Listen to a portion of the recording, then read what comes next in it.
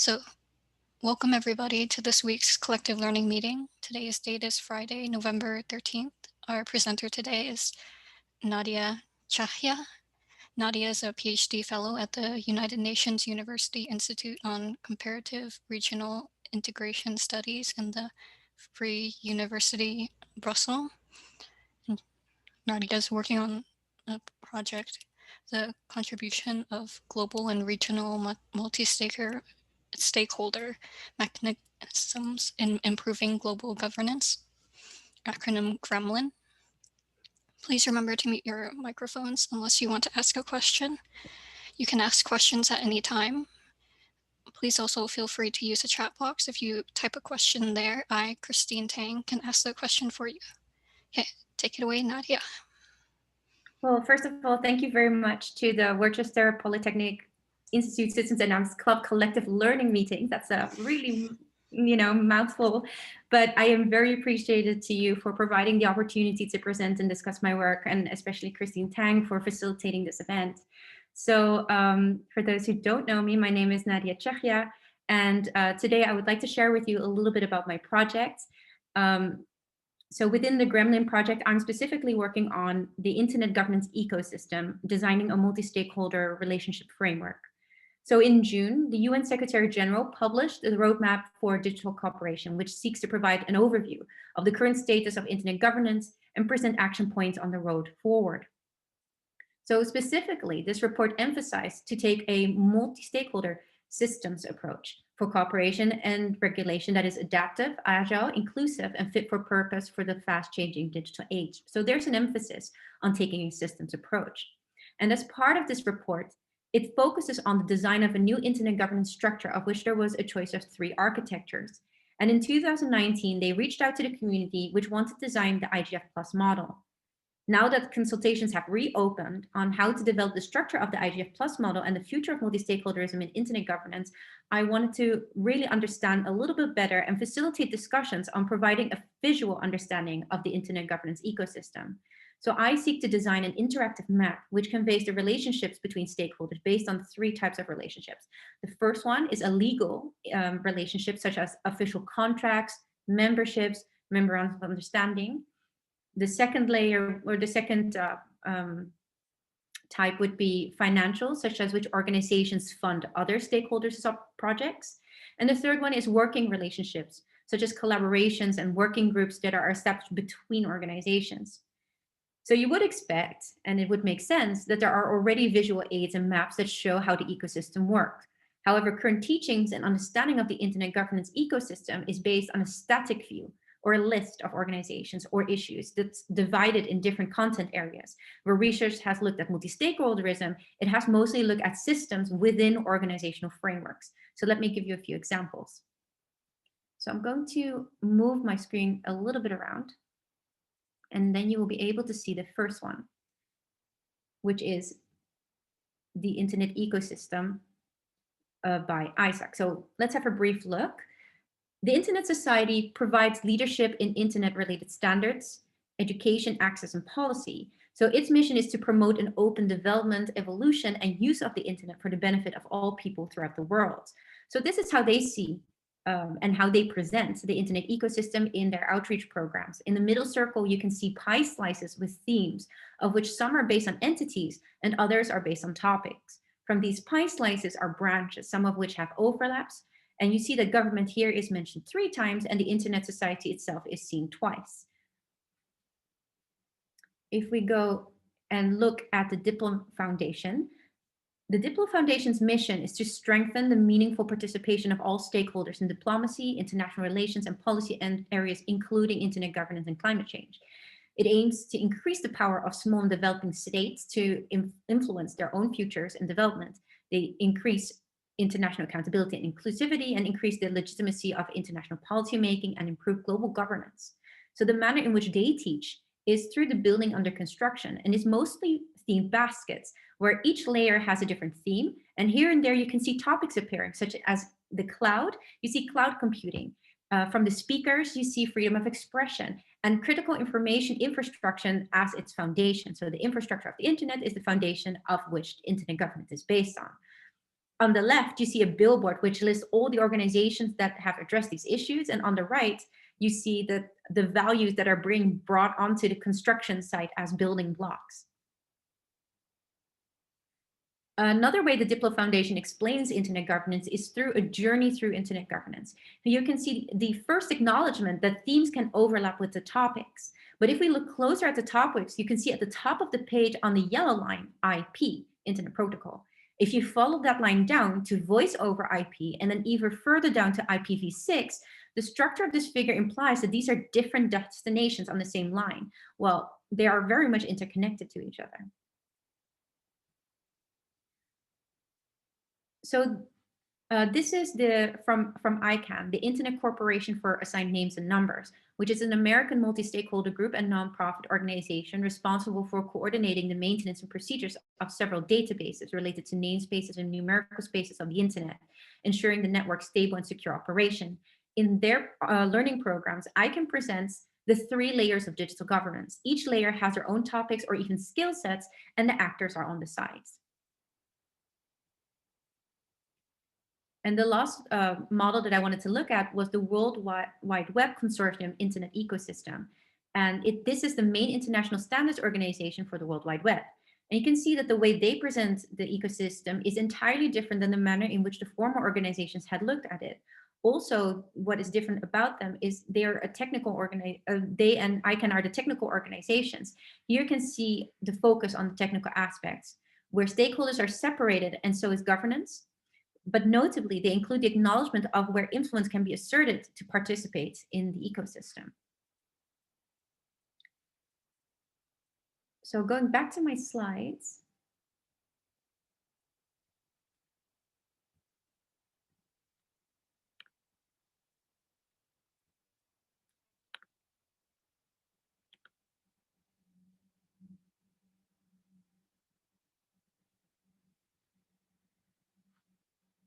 So now we've seen how internet governance is currently understood. And what do these visualizations have in common? You see the list of themes and issues. There are mentions of actors and stakeholders among the themes, or segregated from the themes, but also different perspectives depending on whether you're a civil society or technical community. So these are some key organizations that are providing courses to beginners in the field. And these are students, but also policymakers. And when we look at internet governance, I find it very interesting that the field itself defines their ecosystem by the issues they address rather than by the structure. So why do we need anything beyond this? The emphasis on the issues of which stakeholders are part in terms of governance, this might be problematic if we're just focusing on every issue, because the issues will change as time will go by. And when we keep listing, but we don't understand how institutions are forming policy, how they're coming together and deciding how the internet is being shaped or formed, then we are not entirely sure on how we are creating the policies that are happening, but also we're not ensuring that the people who need to be involved are being involved. Where are all the policy events? Where are the online and offline groups who are collaborating to design policy? When we look back to the statement of the Digital Cooperation Roadmap that was provided by the Secretary General of the UN, he emphasized a systems approach. So designing an IGF plus model needs to focus on structure and the interconnected system. So we need to understand how these actors are connected with each other. Before I started this project, I was looking at a different aspect of this. In my previous paper, which I presented at GigaNet, which is an Internet Governance Forum symposium, I provided indications that there are stakeholder groups that might not have been considered in the system or fall in between the acknowledged stakeholder groups. And this is why I think we need to start looking at the relationships and understanding how these all come together. But this has not been done before in other related. So when I'm looking at this, I'm looking at in a way, if we're thinking about the EU and EU systems, why do we understand how different groups, different working groups work within the EU framework, but we don't understand it in internet governance? Internet governance at the moment is seen as an issue, But because of the manner in which internet governance is being used in terms of providing an infrastructure, providing management and data management, should we be looking in it in a different way? So what I want to talk about, and this is over the next bit, is finding the right modeling method and understanding the different modeling methods that are available to see how we could provide the best possible way to bring this information back into the system so that people have a better understanding of which stakeholders are being invited to the table when we are discussing issues, to help to provide information that helps build a better IGF plus model so that people really understand what are the relationships that are actually happening currently in the field. How are we fostering these relations, and how can we ensure that we are providing this kind of sense of where these issues can be drawn between the different stakeholders. And therefore, I wanted to focus on these four models: causal loop and stock diagrams, stock and flow diagrams, agent-based modeling, social network analysis. But also, I wanted to have a look at a post-event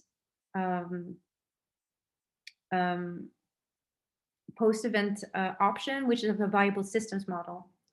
So just to recap, because that was a lot.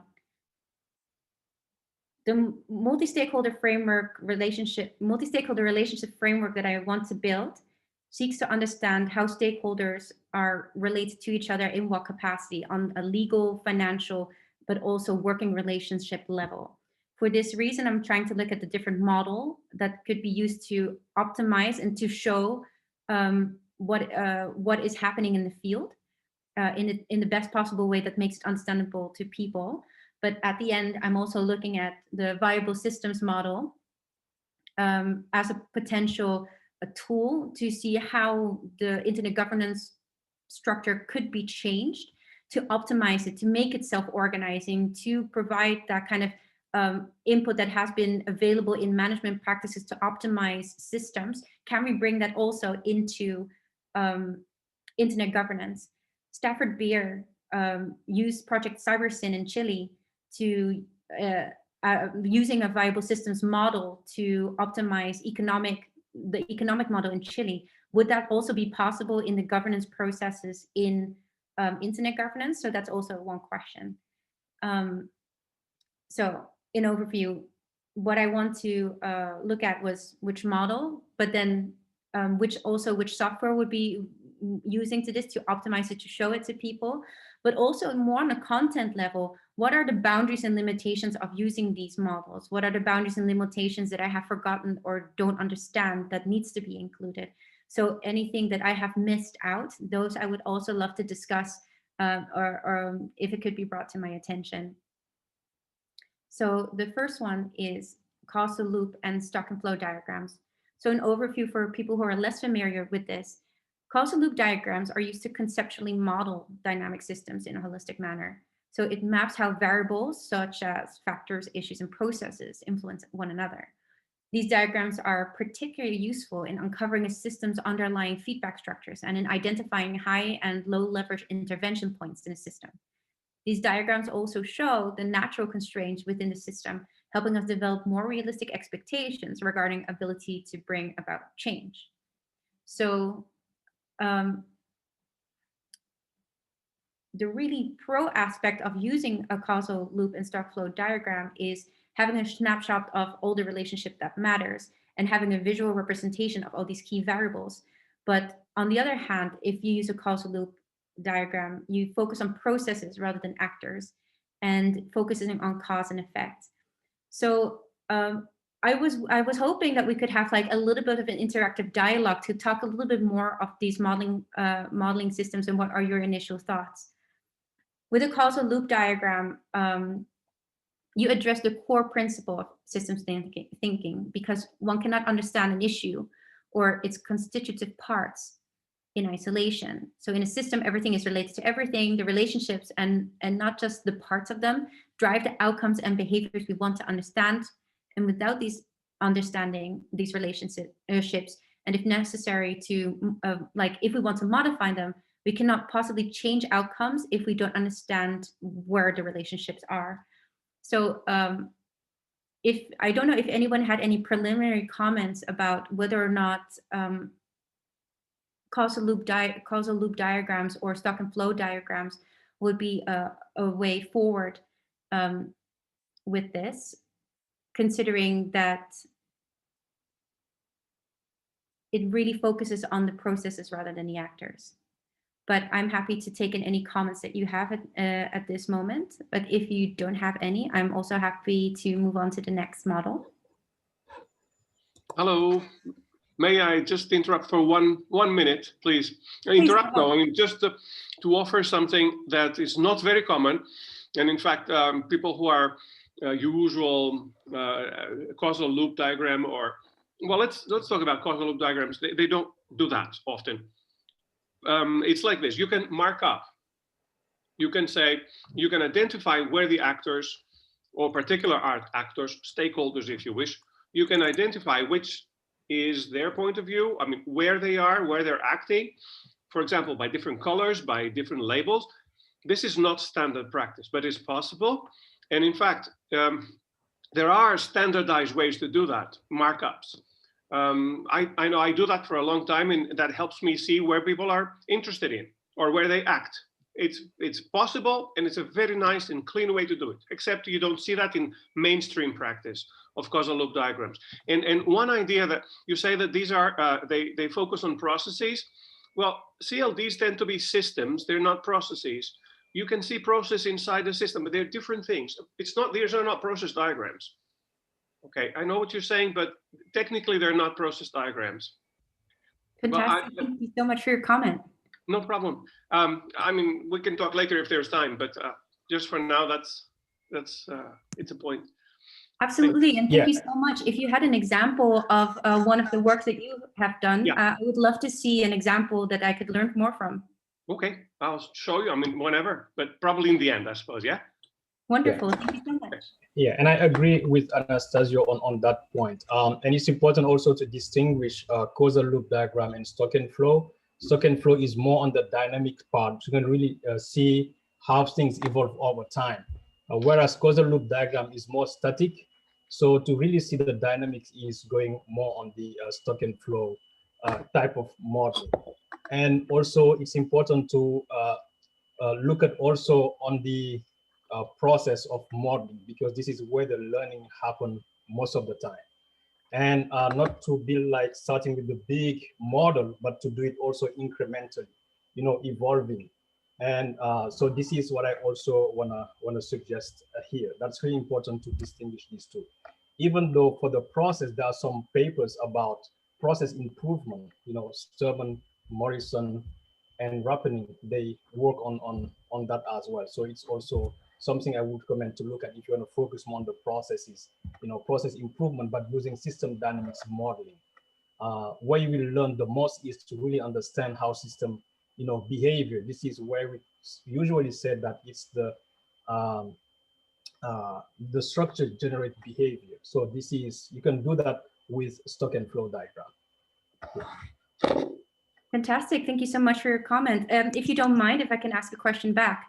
With stock and flow diagrams, is there a limitation that you can only use it if you actually have, you know, figures, or if you're sure or certain that the level is going to change in between, like there needs to be a quantifiable aspect of it? Yes, there's a quantifiable aspect of it, but always start with the problem you want to solve. And this is, you know, you picture the problem using this reference mode, and there are, you know, a method to do that, you know, the standard methods on really how to build the system. So first start with the problems you would like, you know, to solve or understand.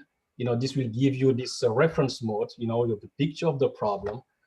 Start from there, but also define the boundaries of the problem, the model you would like to build, because you cannot build everything. So start with like a piece, you picture the problem, you build a stock and flow diagram on that, you understand it, and then integrate, evolve, you know, piece by pieces. So this is one, I would say, way to agree to do it. I also want to clarify, reference mode is a behavior over time graph. Correct. because then if building on what you were saying about starting small, I don't know if you saw earlier the different ecosystem models.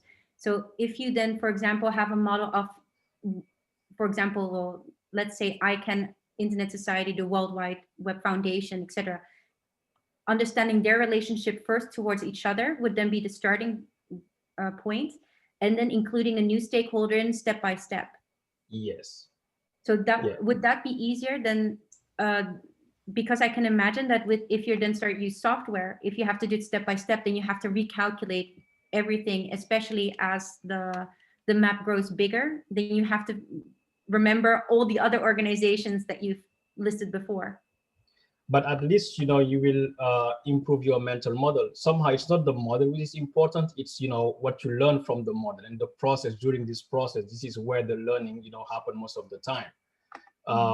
And again, modeling is also about the style. So maybe others, in the group here have, they have another way of modeling. So some, follow the standard method, building first, first always the reference mode, and then, causal loop diagram. And from there, they build a stock and flow diagram.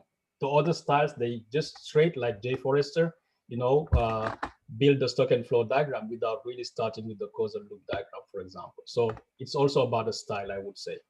But different people have different way of modeling, of course. Okay, thank you so much for your answers. Does anyone have any other comments at this moment? Yes, Kareem, I do want to emphasize, as you've already been told, that system dynamics is not about modeling processes. That's discrete event modeling. We're modeling systems and the feedback relationships in those systems. And as has already been pointed out, in many cases, you can pull out actors, and you actually sometimes model actors. So true that you don't have actors. It's very common to pull out areas of the code and mark them. And it's very common to actually model specific actors. Okay, fantastic. I'm taking it all in, and I'm trying to provide feedback, taking it all in, but also present the session. I'm very excited that you all have such input with it. So I really appreciate it. I'd love to have this conversation further, but I think I'll go first into the next model that I wanted to present, and then we can come back to it at the end when we have a little bit of more open format. So the next one I wanted to look at was agent-based modeling. For those who are less familiar, it's a simulation technique that can model each entity, so a stakeholder or a research, as an independent agent. And the agent has characteristics such as an autonomy, bounded rationality, and mobility. Agents are given specific behaviors, and they interact with other agents accordingly during the simulation. So agent-based models can model the domain of internet governance in a natural way. The resulting simulation can give insights into the functioning of the system at the macro level as a result of activities carried out at the micro level. And agent-based models can be used for explanatory purposes by exploring a theory and generating hypotheses. Another purpose could be to act as a prediction tool that can be used for extrapolation of trends, evaluation of scenarios, and the prediction of future states. So what I really liked about it is it's capable of capturing the kind of dynamic behavior that is happening. But a difficulty that I have found was the validation aspect. And there have been discussions about the manner in which validation needs to happen to validate the model itself. And I was wondering if anyone had some comments about agent-based modeling that could provide more insight whether or not that would be a suitable way to move further with modeling the internet governance ecosystem.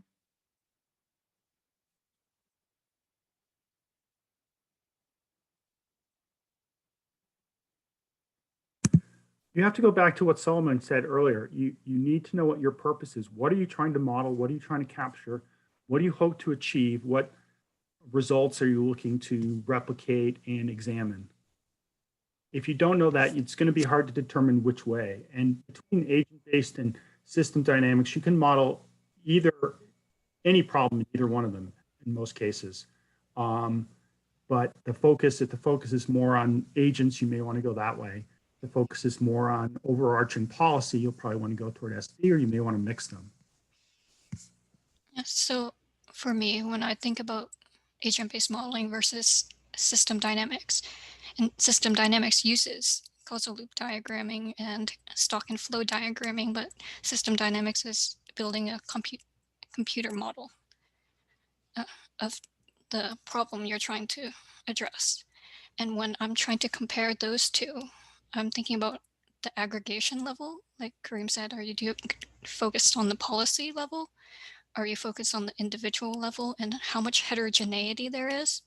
And with agent-based modeling, I think agent-based modeling is very strong with spatial aspects. So if you're trying to have people moving around, like you're going to talk about this later in a social network, that if that is very important to you, then you can combine that with agent-based modeling. Yeah, so at this stage, I'm trying to find the underlying landscape. So I'm looking at the actors and how they're interacting with each other on 3 levels, the legal, financial, and working relationships level. But in the future, this model would then be used to look at how policy then kind of gets dropped in and how these stakeholders then are relating to each other. So for example, as a case study, if we are looking at the case study of .org, so if you have a website, you have www.freethedolphins.org. .org is an issue that has happened in internet governance about that it was being sold, and understanding about how the different stakeholders interacted with that piece of change of policy. I would like to then use the model to be able to understand how the stakeholders then engage with that policy. And I wasn't sure whether or not that could be used at the same time to first design that model and then see how that policy would then spread. So you can see that the network would then be like, in essence, lit up, if you understand what I mean, by this policy, and how are these stakeholders connecting on this piece of policy issue. But for that, rather than, so if you understand, I could just model the policy issue and see who's there. But also what I want to understand is, if this is the field and this policy is being addressed, seeing who wasn't there or who should have been there, or why were certain connections skipped, or why are certain relationships there, or why certain relationships are not there. So the essence of this part that I want to see is, can we build a stakeholder model like that so that we can see who all the relationships that are present? But then in the future, I would like to see, well, if a policy then gets dropped into this model, how is that traveling within this model? Like how is this going around between all the different stakeholders? And why are certain stakeholders not invited? Why are certain stakeholders, they've kind of dropped off the face of the earth? And then we know better about why is this, are the current system not optimal, and what can we do to change that, to make that better, if that makes sense. And then on one side, I feel that causal loop diagram is then that is capable of understanding the manner in which the relationships then work with each other, and to address the policy. And agent-based modeling, I feel that the agent then, because it's agent focused, then we can have that simulation of how that actually then turns back to, but then I have the validation problem. So then I can see how it actually moves through the system. But there is a third one that I wanted to look at, which was social network analysis.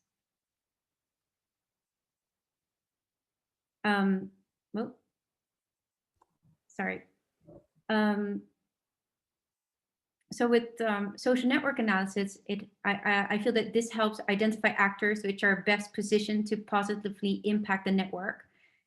And it makes visible the critical but also hidden web of relationships that makes the systems function. So it results in a visual representation of the network, and it allows an identification of critical actors and the leverage points. So I think this shows that the networks exist everywhere, and it can show the formal but also informal, the intentional and unintentional. And they often naturally emerge when there's a need and a constituency. So a network is then any distributed system of individuals and organizations that come together to pursue a shared purpose, which I think could be really good. So showing the relationships, and that can be analyzed in both visual and mathematical terms, but the problem it's software dependent. So because of the scope of this network, I would fear, I don't know if that's the right word, I would fear doing a social network analysis on a piece of paper. I think that would only be possible. So I mean, I can imagine I can do a causal loop diagram on a piece of paper, and I can have really big whiteboards, and I can put Post-its all over a white wall or another colored wall to be able to model this and change it around. But with software, with social network analysis, you wouldn't be able to. And then the main ways I saw that people were focusing on social network analysis was R, Python, and Gephi.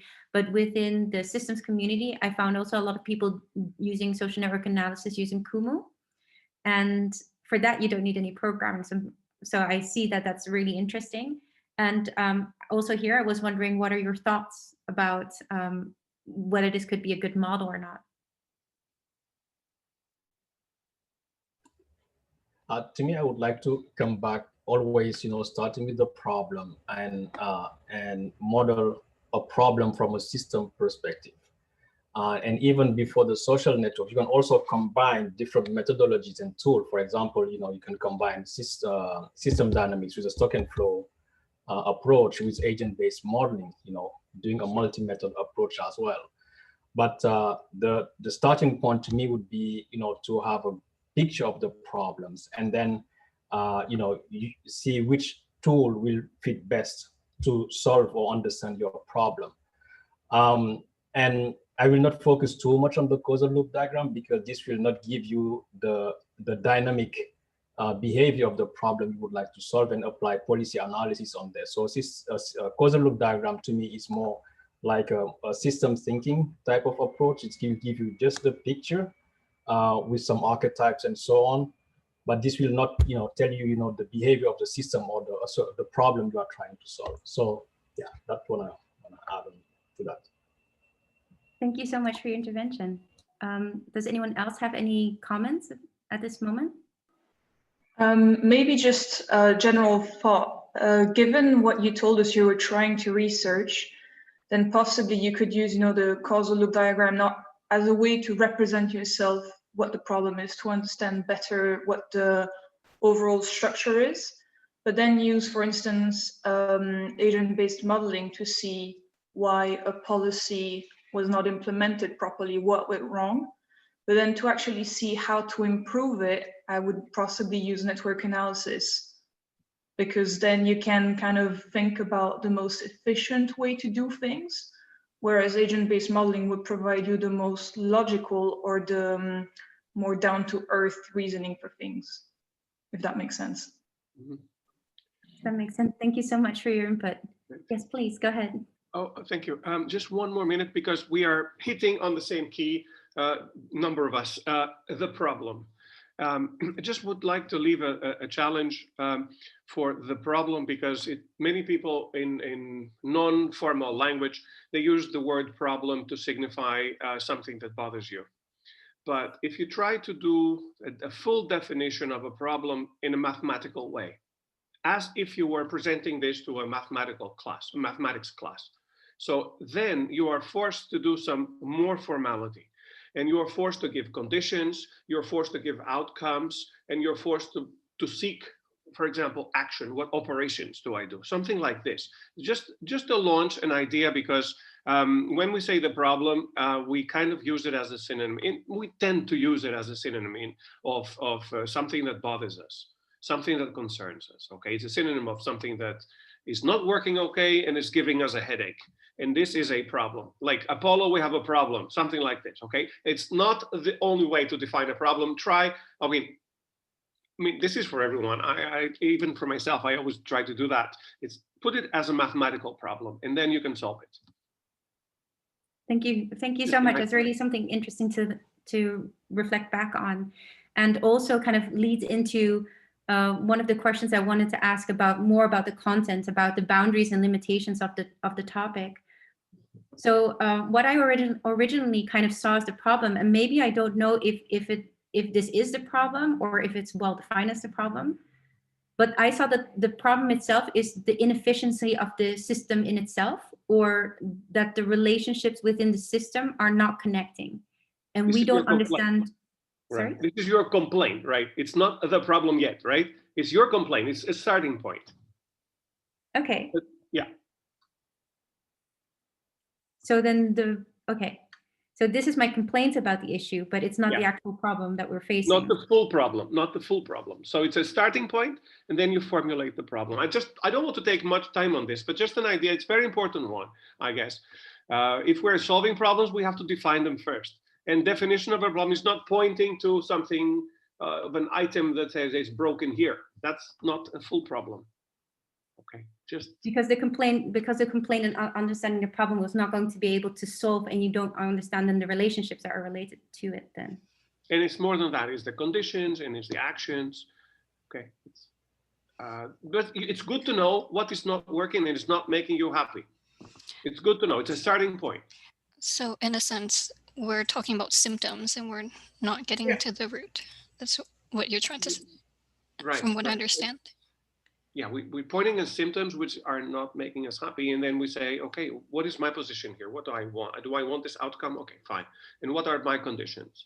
And what are my actions?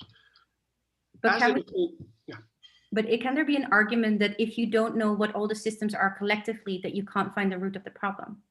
And this is then the essence, that if we don't know what symptoms are out there, so we don't know all the relationships, because we don't know what all the symptoms are, because we don't know what all the relationships are, we cannot find the root of the problem.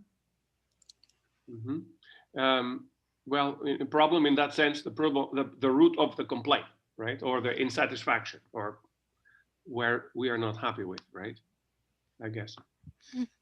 Because it's not in essence a dissatisfaction with the system in itself, but the root of the problem is that there is policy making in which people are not being invited, or not the right people are necessarily invited to the table, because there's a disconnect in the relationships.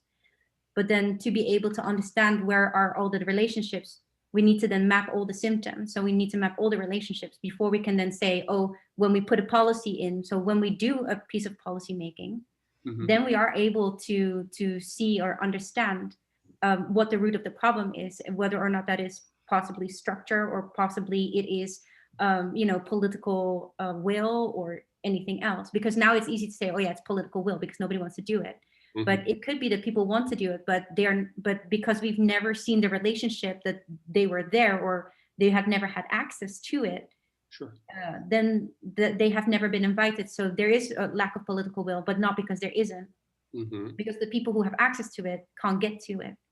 But then we need to map the system. So if you don't know what the root of the problem is, of the root of the complaint, then how can you find the complaint?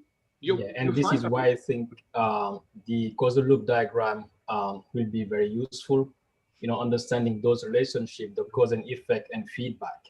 And based on that, you can see, where are the reinforcing and the balancing loop into that.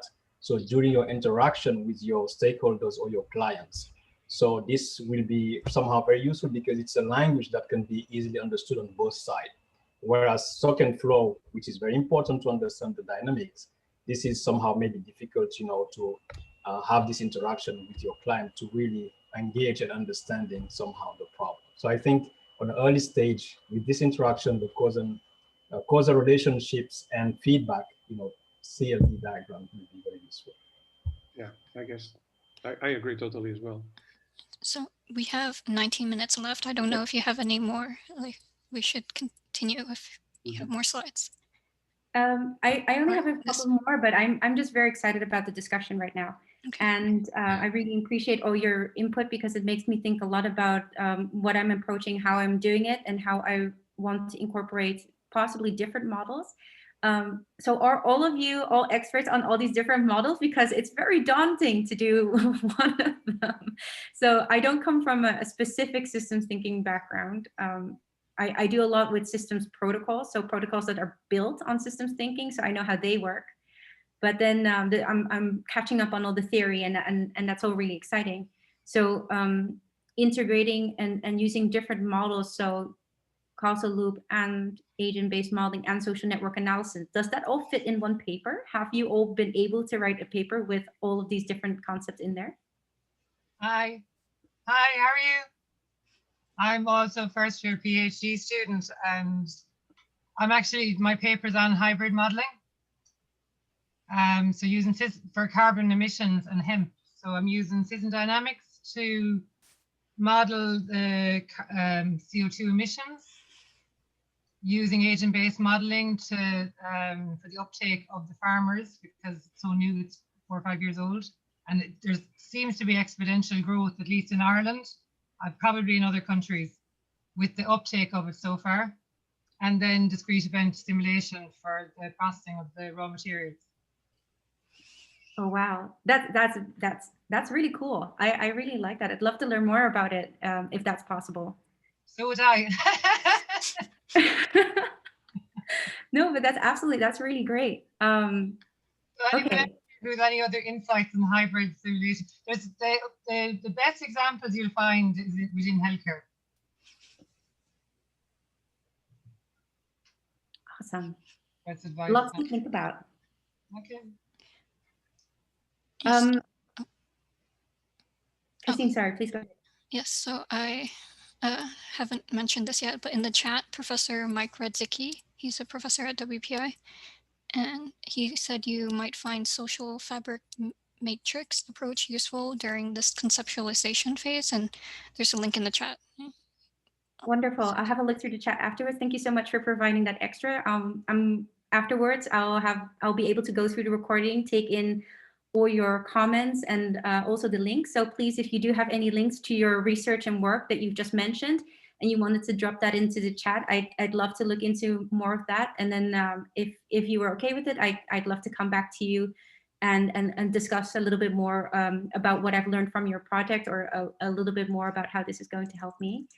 What I briefly also wanted to look at within social network analysis, if you had any comments about the best way on approaching social network analysis, such as whether or not to use R, Python, Gephi, or Kumu, are there any limitations to any of these systems that I should know of before approaching any of these? I know that R and Python are entirely different languages that I'd have to learn. With Gephi, free online tool, and Kumu is a free online tool. But if there's no specific, except for either learning the programming language, if there's no specific limitations that I should be aware of within systems dynamics, or within the manner of trying to conceptualize this problem in a systems manner, then it'll just have to be something to see what I prefer, what is freely available, or what my research budget can afford.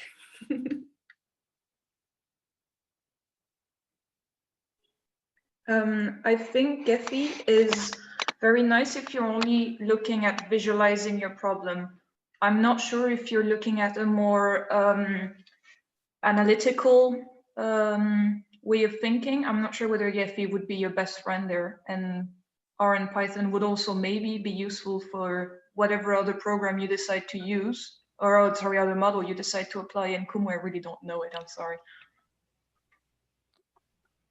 Yes, and I also would like to point out that people have built system dynamics models using R and using Python. Yeah, Jim Duggan in Galway University has written quite a lot on system dynamics in R. Fantastic. Thank you so much all for all your input.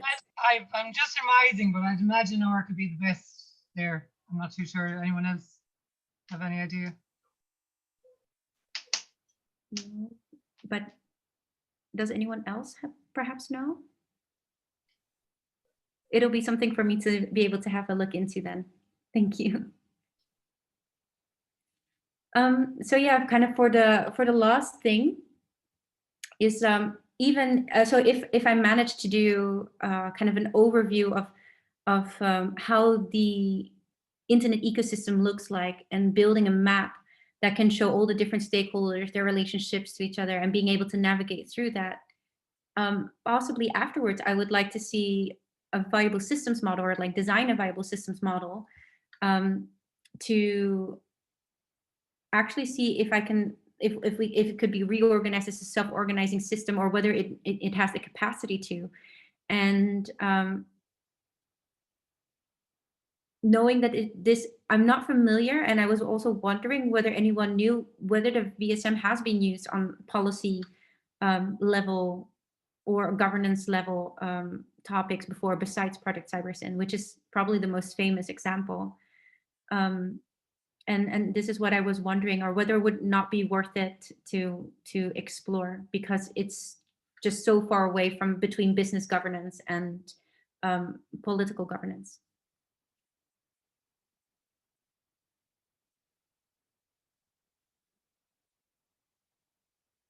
No, VSM at this moment, one step too far.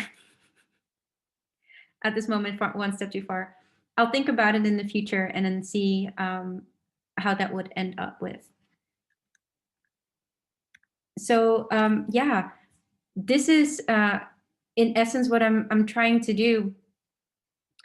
I really want to design, if we're thinking about teaching internet governance and showing people what internet governance is. If you looked at the visual representations of what other organizations are showing as internet governance, I think it's limited because it's not something that shows how people can be part of internet governance or where their place is in. So people are so familiar with, oh, if you do human rights, you can participate, or if you know cybersecurity, you can participate, if you know this. But internet governance is so much more than that. In every single one of us is an end user. Every single one of us is an internet user that uses the internet, and we have thoughts and ideas about the manner that the internet works. If you then chose to become more familiar within the ecosystem and wanted to participate in the ecosystem, you would not necessarily know where to start, or how to get engaged, or who is involved with that. If you're thinking about, oh, who's responsible for particular issues or particular topics, not necessarily you would know where to start or who is connected to each other. I think building a model that can show the actors that are working on are working together and how they influence each other can really show how policy is then being developed and how it's being exchanged and how it's traveling, so that in the future, if we're going to design policy making and we have this model, that people can come together and we're making sure that the right actors are at the right table, that people understand the relationships and how this policy is going to work out the other way around. So then when a policy is being implemented, that it goes into the right places, and that if funding is being implemented, it goes to the right places. And I think that would be really great to model if I understand how to do it. If I can find the essence of the problem and I can find all the conditions that are related to it, that is definitely something that I will be able to explore. So thank you so much on first of all, your comment about really understanding how I want to present the problem and how I want, not looking only at the symptoms, but really at the root of it. Having to explore how different models can be used collaboratively to understand this really big question is something very daunting to me, but also quite exciting. But I do understand the comment that was made about starting small. So understanding small and then building it step by step, because if I start too big, I might get lost in this entire big kind of world of system dynamics and internet governance at the same time, and being completely overwhelmed by it. So I appreciate your comment to start small, to really understand where it is and build and build and build, so that I also build the different mental models that are related to it. So this is part of my presentation. This was my presentation, and I was wondering if you had any other comments that you would like to make that could help me improve my thoughts and regarding my project.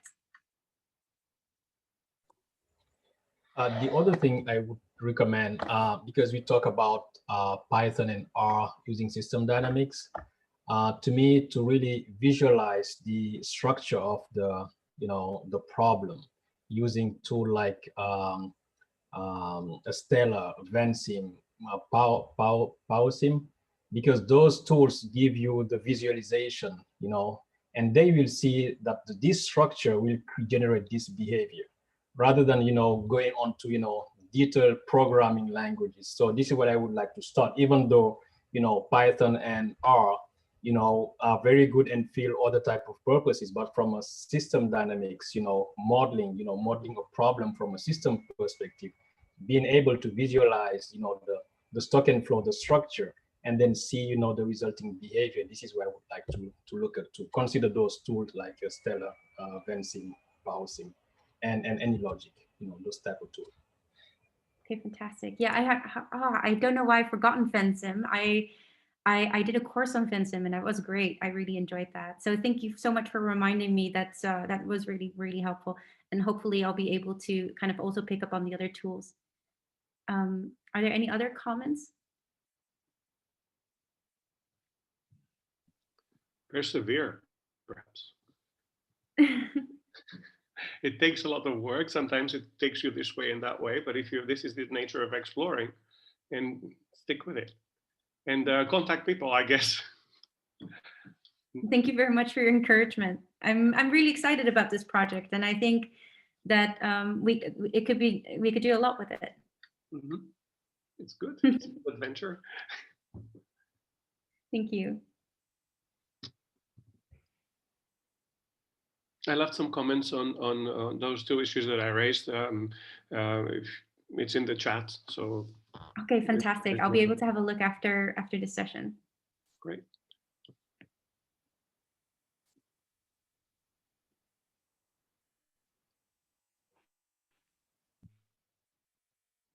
Are there any other questions or comments at this stage? Well, if there isn't, you can see my email address if you did think of anything else and you would like to just remind me, please do not hesitate to reach out, because I would love to have a further discussion with you, because I really appreciate all your thoughts, and I'll have to think about it after the session and having rewatched the recording so that I can really take it all in. So thank you so much for participating, and also thank you so much to Christine Tang for organizing all of this. And I don't know if I should give it back to Christine or if anyone else would like to say anything.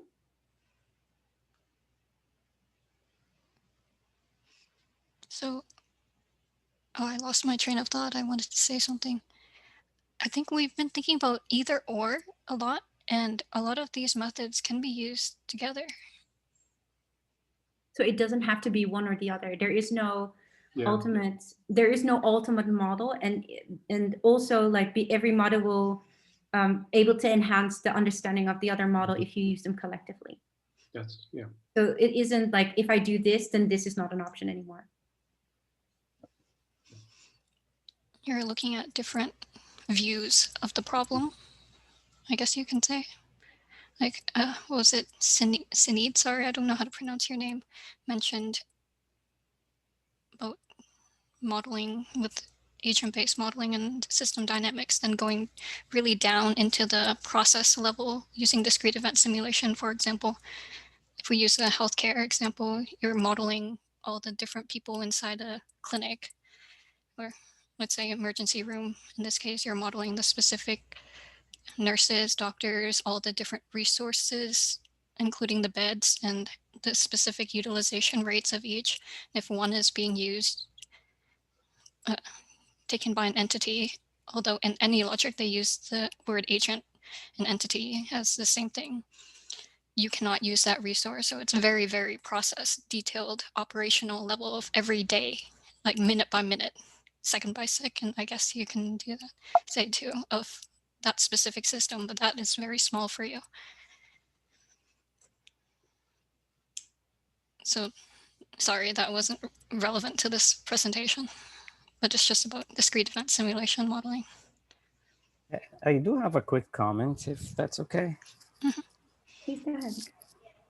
So reflecting on the images that you showed at the beginning, which each one tells a story about how the stakeholders interact, or where do they fit in the ecosystem that you showed. One method that I came across called the stakeholder value network analysis. It helps you address explicitly how the stakeholders relate to each other. What is the value they deliver to each other? So it kind of reduces, I would not say reduces the complexity, it makes the complexity more explicit, that what does this one do to this one? and what does that one does to that one. So you will end up by a map. However, that map, if you start to see a problem or a behavior, you can navigate from that and create a causal loop or something, but it just helps you make those links more explicit. And I can send you some references on that. That would be fantastic. Well. I would really appreciate that. Yes. And a paper that I was involved in that started with a stakeholder value network analysis. And from there, we were able to create a reference mode and a stock and flow, etc. But then it was a very small subset of that big ecosystem for which there was a specific issue that we wanted to address. Thank you. That would be really, really great. Yes, in the future, what I would hope to kind of to work with is to actually look at a case study and see how the case study lights up the stakeholder network. And if you're looking at a specific issue policy, that might be something that I could relate to. I'm just not sure how yet.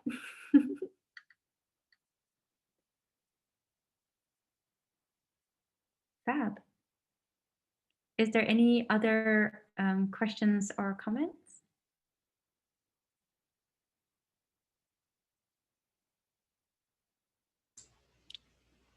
Okay, so I guess I would like to thank Nadia. Thank you so much. Well, thanks everybody else for helping me. I think I really, you guys are holding the session together here rather than I am. So I really appreciate all of you coming and contributing your thoughts, and also all of you who have submitted things in the chat and also send things over, will send things over by email. I really appreciate that. Okay, I'm going to stop.